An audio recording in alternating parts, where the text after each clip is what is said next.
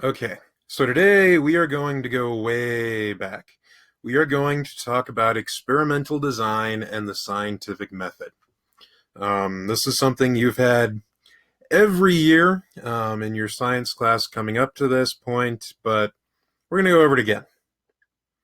So, one of the things that I've spent the day doing is watching my two cats doing their favorite hobby, competitive box sitting. Now, my first cat here is a really skinny cat. Her name's Cinder. She's black. She's very low drag. Um, and well, she was sitting in a box, and I have my other cat. My other cat is Heidi. Now, Heidi is fat and gray and stripy.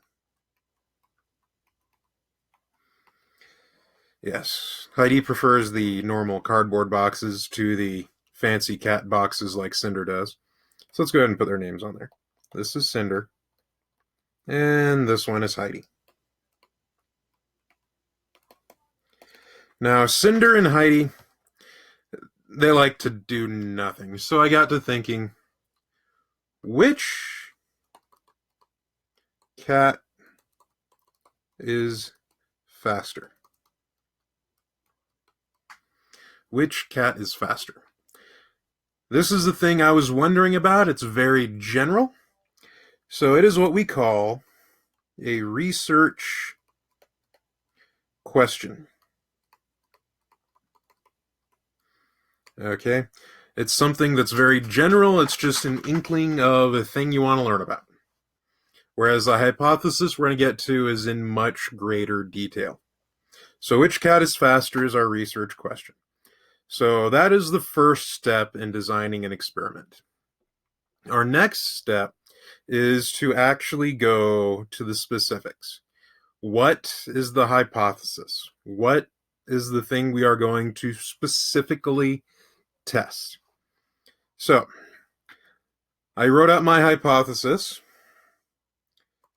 Cinder is the cat with the highest velocity.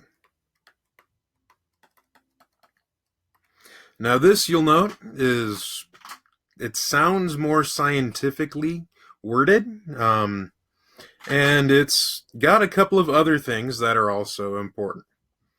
So first of all, this phrase has what is called an independent variable. So cat right here is our independent variable. Okay, our independent variable is the thing we change. So Cinder is the cat with the highest velocity, so our independent variable is cat. So that means the thing we're going to be changing throughout our trials is we're going to be changing cats. Now, this hypothesis also has the word velocity in it. This is something called our dependent variable. Okay? Our dependent variable is the result, or the thing that gets changed. So when we think about this experiment, I cannot change the velocity of my cats. I do not have the ability to do that. Okay, but I can change cats. So we're going to find the velocity of one cat and the velocity of the other cat, and we're going to build a relationship between cats and velocity. That is what our hypothesis is saying. So, first thing you have to do in identify, I guess the next thing you have to identify in any sort of experimental design is you have to identify the various things that you need. So the things I will be using in this lab will be a timer, a tape measure,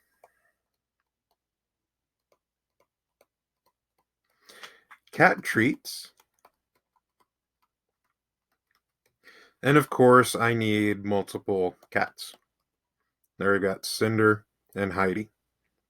Now, once I've identified all the things I need, anyone who wants to repeat the experiment, they know exactly what they need to go out and collect. Now, if you do want to repeat this experiment, no, you cannot use my cats. You have to use your own. After you identify all of the things you have to do, you have to create step-by-step directions for your experiment. This is what we call the procedure. Okay? So, this, of course, meme has been around for a long time. We've got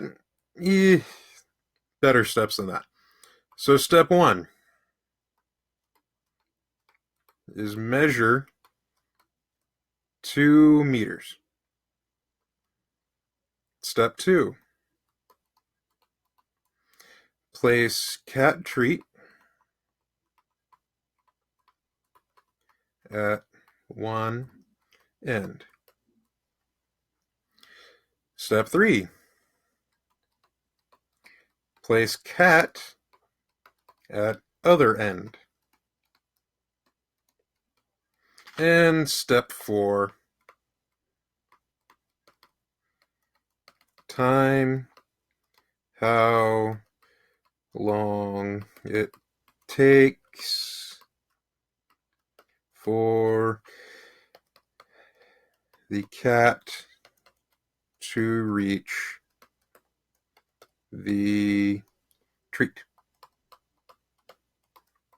And step 5, I'll shoehorn it in here, period.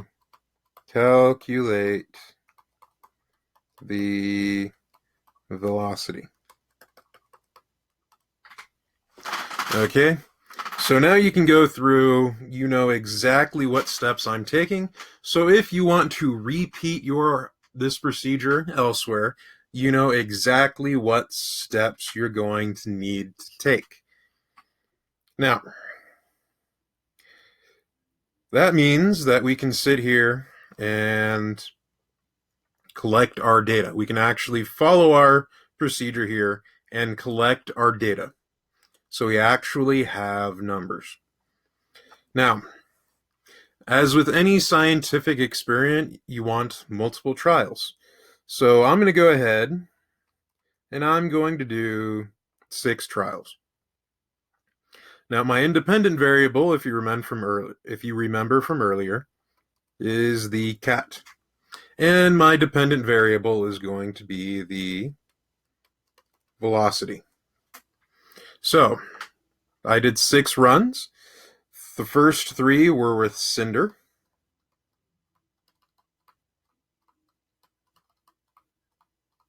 The next 3 were with Heidi.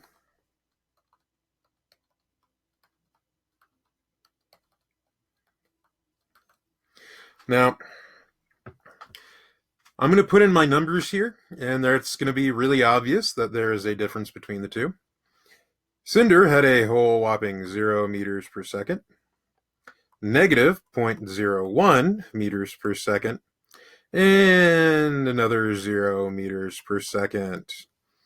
In this, I kind of stopped timing when Cinder was very obviously not going anywhere, except for the one time she actually moved further away from the treat. Whereas Heidi had 20 meters per second, 15 meters per second, and 17.5 meters per second. Now, as always with any chart, what we're going to be looking for are patterns. If I can spell correctly.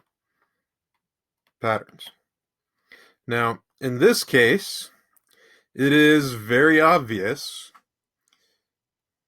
Our patterns are Cinder didn't move.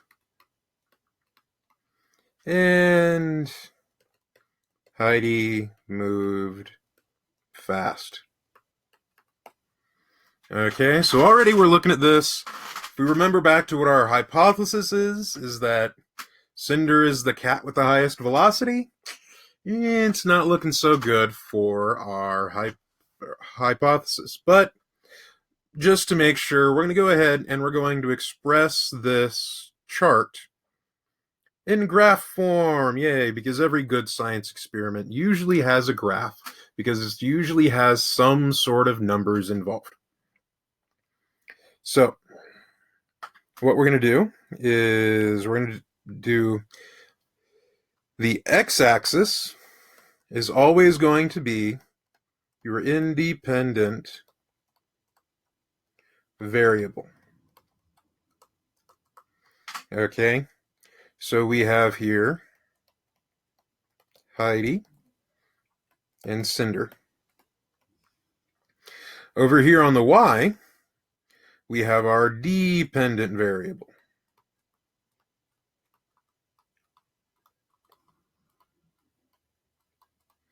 Remember, your independent variable here is the thing that you can change, whereas the dependent variable here is the result, the thing you can't change. So we're going to go ahead and we're going to put on, let's say, 10 meters per second here and 20 meters per second here. And as with always, every good graph needs a title. So this one, our independent variable is cat. Our dependent variable, velocity. So we have cats and velocity. Your independent variable versus your dependent variable is a very easy way to title your graph and people understand what's going on. So now Heidi, she had one run with 20 meters per second, one run with 15 meters per second, and one run with 17.5 meters per second. Cinder had one run at 0 meters per second, one run at negative 0.01, and another run at 0 meters per second. So looking at this graph, is there a pattern? Yes, there is very obviously a pattern here. Okay, it is very obvious that Heidi is the cat with the highest velocity. So we've looked at our chart, we've looked at our graph. It's really obvious that Cinder is slower. So what that means is we're going to go ahead and we're going to summarize our data and we're going to evaluate what our response was. So here we have Heidi, stripey and gray and fat, and then Cinder is over here in second place. The really long tail. So let's ask ourselves something about the data. So first of all, did we accept or reject our hypothesis? Accept means it's right.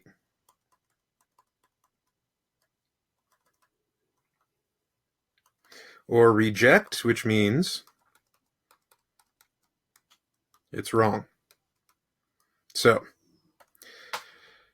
our hypothesis was that our hypothesis was that Cinder is the cat with the highest velocity.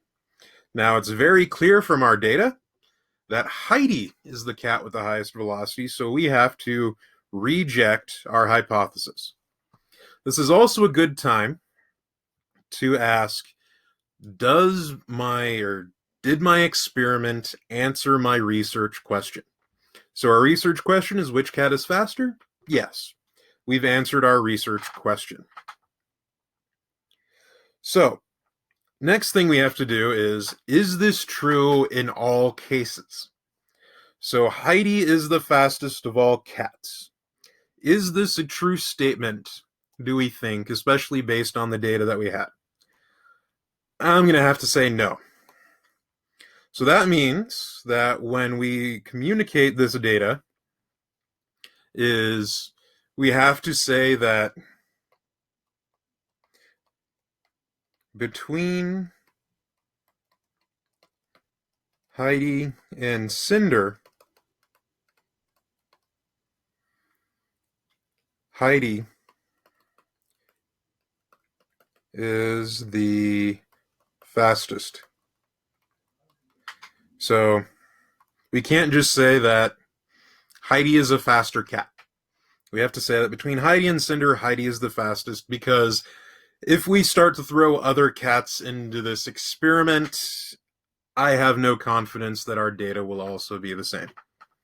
Another thing you have to think about when you do all this is how you would expand your experiment. So, in addition to having the two cats, I have a rabbit. So if I was to expand the scope of this experiment, I would ask,